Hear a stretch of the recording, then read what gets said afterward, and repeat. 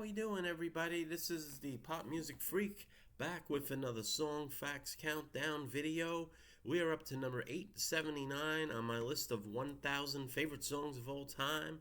We're back to the Fab Four once again with a big number one hit from the end of 1967 called Hello, Goodbye. I'm going to give you the song facts and a little bit of history about the Beatles and this song and where it came from and where it was going. Alright, here we go. Hello Goodbye is a song by the English rock band The Beatles, written by Paul McCartney and credited to Lennon-McCartney.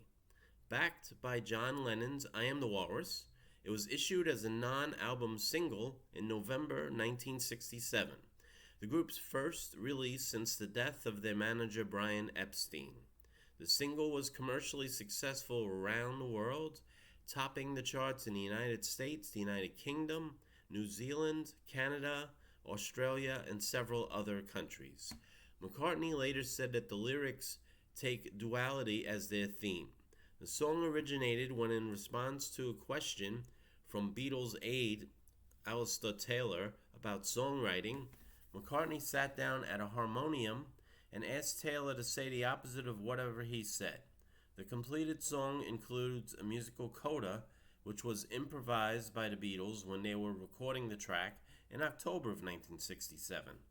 Unimpressed with the composition, Lennon pushed for I Am the Walrus to be the single's A-side, before reluctantly accepting that Hello Goodbye was the more commercial sounding of the two sides.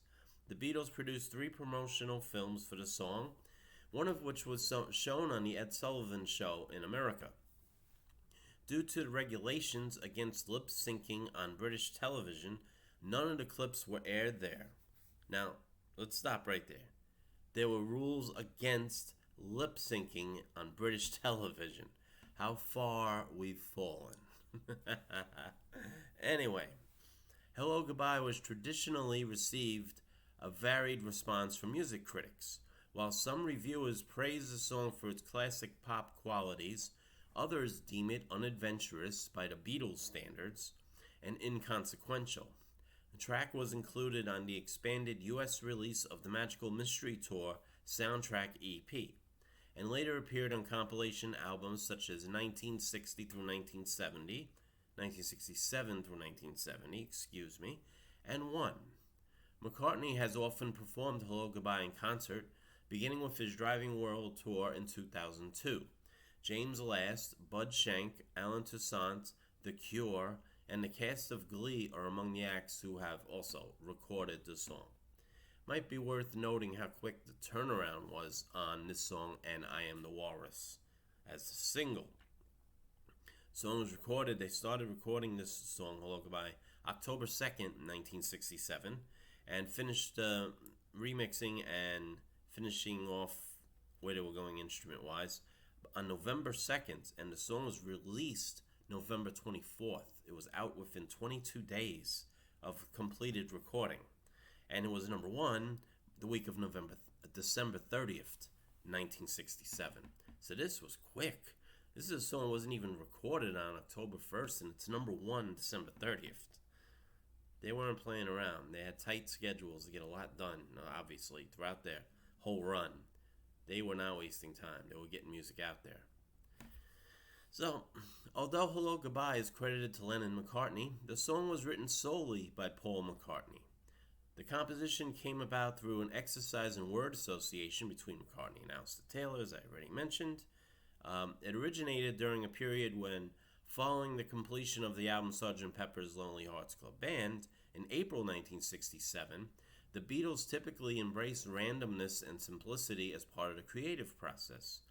According to Taylor's recollection, he was visiting McCartney at his home in St. John's Wood, London, and asked the Beatles how they went about writing a song. And in response, McCartney took Taylor to the dining room when they both sat at a harmonium. And then he played the instrument and asked Taylor to call out the opposite of each word.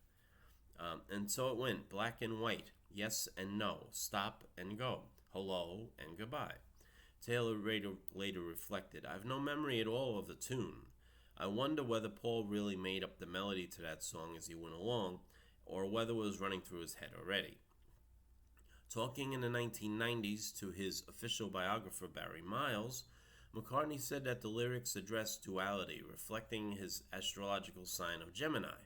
He added, "It's such a deep theme in the universe, duality, man, woman, black, white, ebony, ivory, high, low, right, wrong, up, down, hello, goodbye, that it was a very easy song to write." McCartney also said that in Hello, Goodbye, he was promoting the more positive side of the duality. Among Beatles biographers, Ian MacDonald dates the composition to late September 1967, while Bob Spitz says it was written in time for the Our World international television broadcast in June that year. According to Spitz, McCartney suggested Hello, Goodbye as the Beatles' contribution to Our World, an honor that instead went to the John Lennon composed All You Need Is Love. Hello, Goodbye is in the key of C major and in 4/4 time. MacDonald describes the musical structure as characteristically scalar and founded on a descending sequence in C with a brief touchdown on A flat as its only surprise. Musicologist Walter Everett writes that the bass line in the chorus is an invented form of the descending scale, which is accentuated on the Beatles' recording by the lead guitar part. So just to give you an idea of where it is in terms of pitch. Okay, recording. Beatles began recording Hello, Goodbye at EMI Studios, which is now Abbey Road Studios, in October 1967, towards the end of filming for their Magical Mystery Tour television special. The latter was a film project that McCartney had initiated in an effort to focus the group in the wake of Epstein's death that August. Under the working title Hello, Hello, the Beatles tapped the basic track for the song on October 2nd, with George Martin producing the session and Jeff Emmerich and Ken Scott as engineers.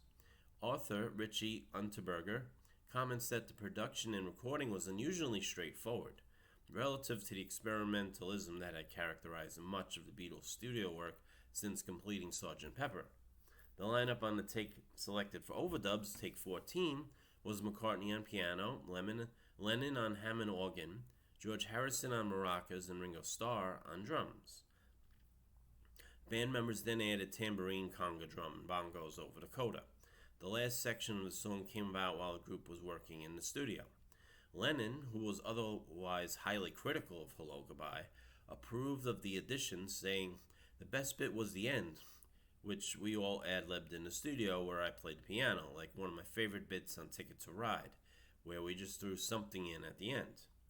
In McCartney's recollection, the coda didn't sound quite right until Emmerich increased the reverberation on the tom-tom drums, at which point it just came alive. Everett cites the Maori finale as an example of the Beatles' pioneering use of codas in their recordings. In this instance, they provided the cold ending followed by an unrelated coda, having similarly pioneered the fade-out, fade-in coda at the end of Rain and Strawberry Fields Forever. So, it might be worth noting that on October 20th, the two violas were added to Hello, Goodbye. These string parts were played by classical musicians Kenneth Essex and Leo Birnbaum, and scored by Martin, who based the arrangement on a melody McCartney supplied on piano.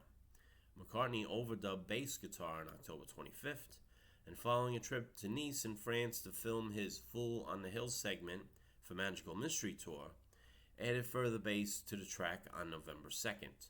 A mono mix of Hello, Goodbye was completed the same day, and a stereo version on November 6th.